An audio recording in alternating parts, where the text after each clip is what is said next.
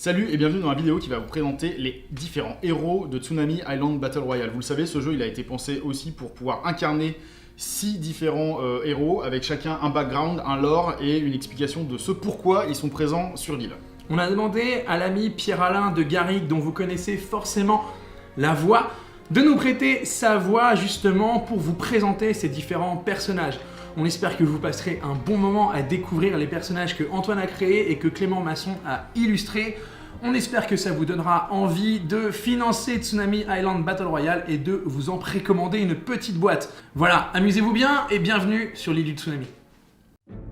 Et on commence par une native de l'île, Aquana. Aquana, c'est la fille du lagon et c'est un peu la muse de l'île.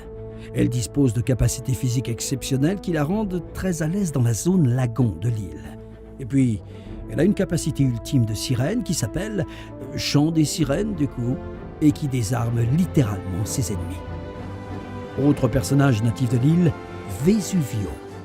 Alors, Vesuvio, il a un peu un nom de pizza, mais il est assez badass. C'est le héros de la zone volcan et c'est le premier habitant de l'île. Son domaine de prédilection va donc naturellement être la zone volcan. Son ulti à lui, c'est le flot de lave. Un pouvoir assez dévastateur. Anna, elle, est une héroïne nordique. C'est une jeune viking venue sur l'île pour prouver à son peuple qu'elle est digne du titre de Jarl.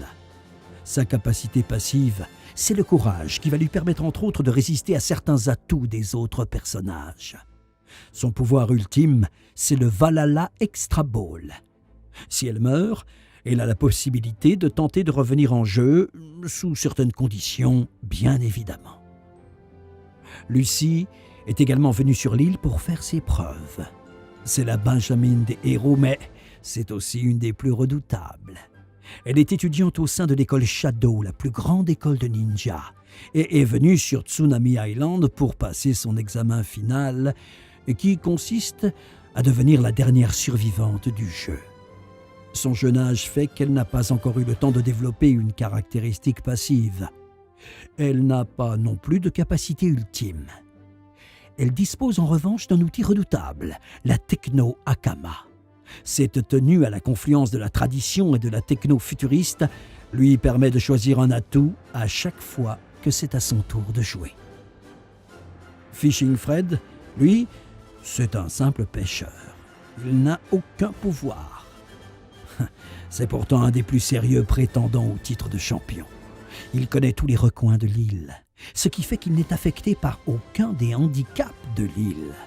Et surtout, c'est un pêcheur. Il va avoir la possibilité de faire parler ce talent tout au long de la partie, c'est-à-dire la possibilité de tenter de pêcher un poisson qui, on le rappelle, est source d'oligo-éléments et d'oméga 3. Et pour ce qui concerne le jeu, est également source de points de vie.